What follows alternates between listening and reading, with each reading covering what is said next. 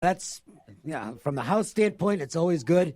From the betting standpoint, it's always good as well. There's nothing much better than the NFL when it comes to action.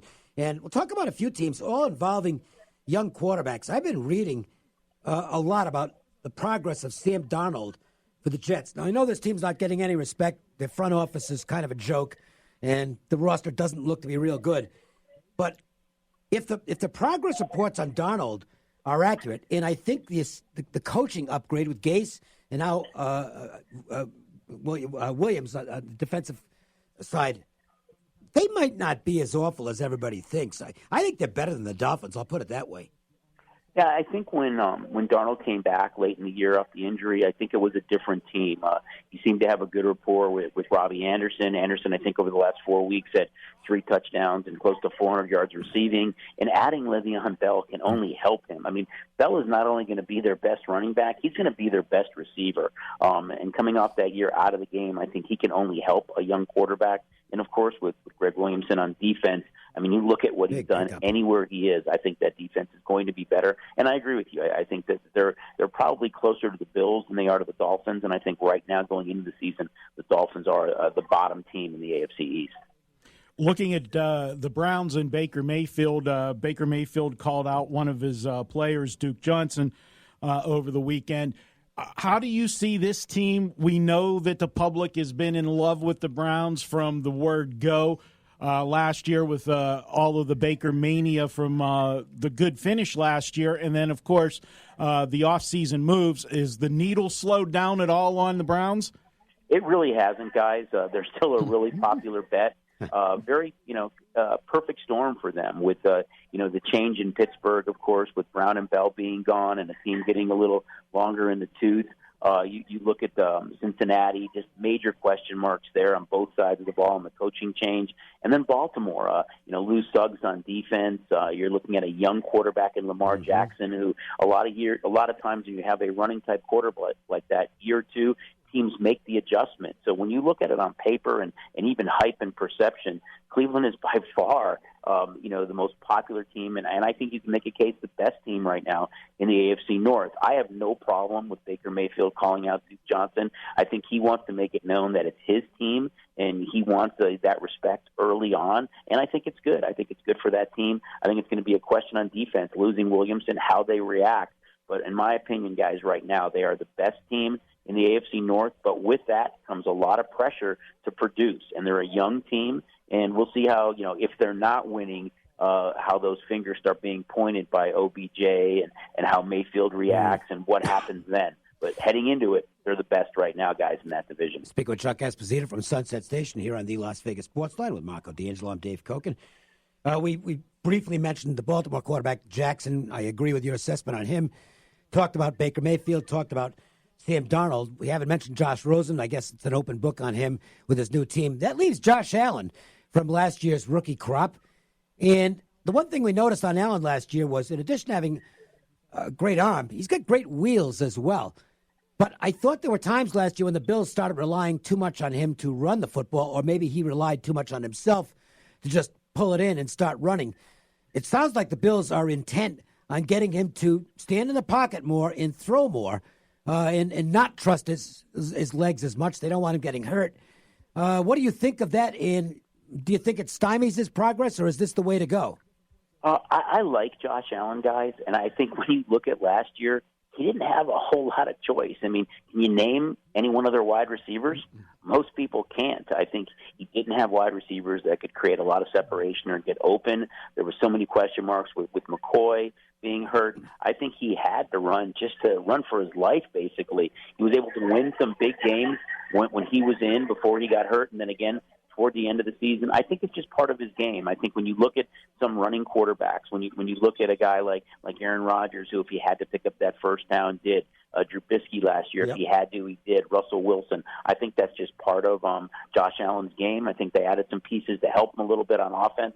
It wouldn't surprise me to see if there's a change with McCoy, if they end up dealing him to a team that maybe suffers an injury to a running back before the season starts. But I do like Allen a lot, but I think running the ball is part of his game. Yeah, so do I. And it's not the same as a Lamar Jackson running the ball, where I really do think opposing defenses are going to almost key on him running before passing this year. I don't think they're going to do that with Josh Allen because he can kill him with his arm. That, to me, is the essence of the problem for the Ravens. Lamar Jackson has not shown he can throw the ball accurately, and I think teams are going to be selling out, spying on him, and just taking away as much of the run as possible. I don't know if he can be effective if that part of his game gets lessened. Yeah, I don't know either. I know, they went out in the offseason and picked up Mark Ingram, which I thought was a huge pickup. Gus Edwards had a really good year last year, so they're going to need to be able to run the ball, not only with Jackson, but with those backs. But we saw it before when you've got quarterbacks that aren't pocket quarterbacks, that teams and defenses make adjustments. Maybe not as much during the year because there's not as much tape and you don't have much time, but every team in the league is going to assess that Raven offense much differently. I like Lamar Jackson, but I watched so many games last year where he takes the two-step drop and then he tucks and runs, where his first option is to run before surveying the field. I know he's been working with everybody on offense all off season to get to be more of that quarterback, but I think that's the big question. I couldn't agree with you more. What do you get with Lamar Jackson? They can play some defense on that team. I think they can run the ball with Edwards and Ingram, but Jackson's the key there. Can he take the next step and be more of a pocket quarterback and not a run-first quarterback? And that's kind of leads me to the question on the Bears. And I know the market really likes the Bears. They showed some, great progress last year. But the one thing that bothers me is that Mitch Trubisky is still not a very accurate thrower. In fact, I think he's better on deep passes than he is on the intermediate stuff. And you've got to have that intermediate stuff if you really want to be a successful NFL quarterback. And that's why I'm still kind of a blank slate on Trubisky. I'm not writing him off, but I just am not seeing the accuracy on the intermediate throws that tells me he's going to lead the Bears to the promised land. I don't disagree with that. I think he did make some big steps last year. I thought that final drive against the Eagles, although they fall short in that game because of the double doink, I think was a huge building block for Trubisky. They got the ball. I don't recall if they had one timeout or none, but it was under a minute to go. He was able to put them in field goal position. It wasn't all long passes. It was intermediate stuff. It was looking for the guy on the sideline. They've added some more pieces through the draft. They're a healthy team going into the offseason, and with that defense who's going to put them in good positions, I think it's a big year for Trubisky, but I think from a passing standpoint, I would take him right now over Lamar Jackson because I think he's not just a run-first quarterback. I think, if he can get that underneath stuff to work, and he's got a lot of pieces around him to help, that defense is going to put him in good shape. A lot of pressure on him with making the All-Pro team and the success the Bears had last year. But I think Trubisky's in for an improvement this year on his accuracy. Personal opinion. Yeah, the other thing with Chicago is, too, as you touched upon, Chuck, that defense is so good. And now this is going to be the second year with Khalil Mack. Remember, he came in, started late trade, so, he had to, get up to speed pretty quick. I think the combination of that defense playing at Soldier Field in Chicago in December is a huge advantage for teams coming in there that got to play on the road in that weather. And that's the team that's built where he doesn't have to – they're not going to expect Trubisky to go out and score 30 points a game. And that offense is not built that way because the defense can shorten the game for them and keep them in games. He won't have to make those kind of things. So I am high on Chicago. Trubisky's got to take one more step. He showed some of it last year, but it's got to take that next level for me. And then, of course, they've had the benefit of the last couple of years. Aaron Rodgers missing, big stretches of games with injuries. Well, that's always again. He's getting old. That always helps the Bears. Yeah, you look at Green Bay. I mean, did they do enough in the offseason? I think, they drafted a lot of defense. That's great. But did they give Rodgers, any tools to help him offensively? He's getting a little bit older. He's had some injury problems of late. You look at Detroit, I think some major question marks there. Minnesota's got some serious cap issues. Yes. And, you wonder with Kirk Cousins there what they ultimately do. And I think it's a good spot for the Bears. Although you're right, there's a lot more pressure on Trubisky. But you look at what they're able to draft this year. They gave Nagy a few more weapons and toys to play with in that offense. And I agree. I look for Trubisky to take the next step. Lots of betting options available right now if you go to Sunset Station, or even better if you've got STN, because not only in two separate tiers, if you will, in STN, one for the sports and one for the horses. And we're getting into that time of year. We're only about a month away from the start of Del Mar, which is such a popular West Coast meet. Great time to have the app and be able to play while you're sitting in your pool, if you like.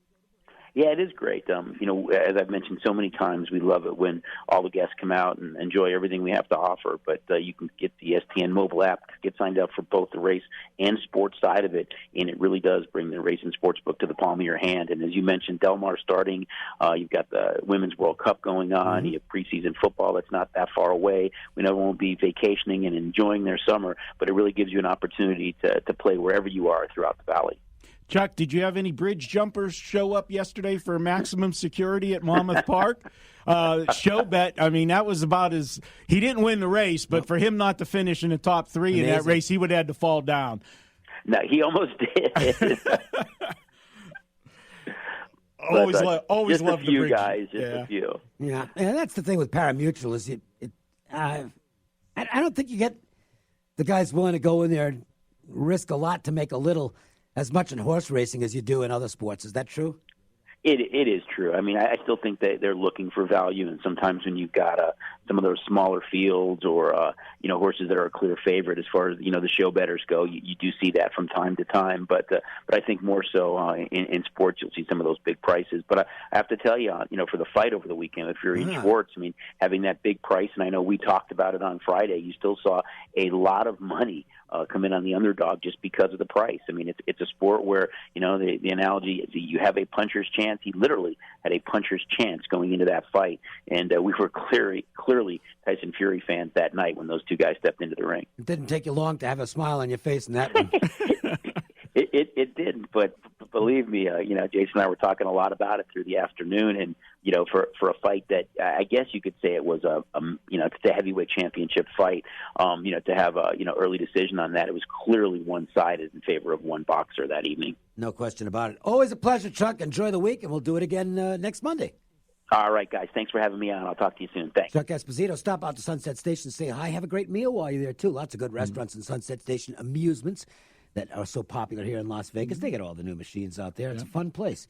We will take a break. We'll come back. We'll get to our Joe's Angle of the Day and the Monday. MJ Christensen, 4 at 4. The Las Vegas Sports Line.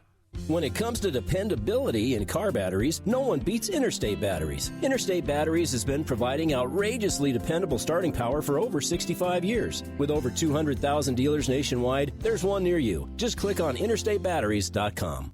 We're here with Chuck, founder of Dollar Loan Center. Chuck, why is DLC so popular with the millennials? I guess it really starts with don'tbebroke.com. Millennials are extremely tech-savvy and pretty much handle all their business on their smartphones and other devices. They don't want to bother taking a Lyft or an Uber to a brick-and-mortar location when they can knock out their entire loan in minutes online and have the money deposited right into their checking account or on their debit card. So what else makes Dollar Loan Center their spot? I think it's the speed. We have a simple 4-step application online and have a chat feature available to help them out in real time. They also don't have to ask their parents. It's confidential. Their data is safe and secure. And the real secret sauce? Drum roll, please. Absolutely no human interaction necessary. Now you're talking. No eye contact. Apply online at don'tbebroke.com and get up to $5,000 in just minutes. Get your funds directly deposited into your account. Make your payments online and handle the entire transaction right from your phone. Licensed by Nevada Financial Institutions Division. Customer must meet the normal loan qualifications. To review loan qualifications, visit us at don'tbebroke.com. Certain limitations may apply. Loans are subject to approval. If you're in law enforcement, military, or security, you can save 20% on all your tactical gear at the new location of IDO Tactical. And if you log on to IDO Tactical's Facebook page, you'll find even more savings. Just another great way for you to save a few bucks on quality tactical gear. IDO Tactical has it all. Police gear, security gear, military gear, and much more. IDO Tactical is open Monday through Saturday from 10 a.m. till 5 p.m. on West Sahara at Torrey Pines behind Green Valley Grocery.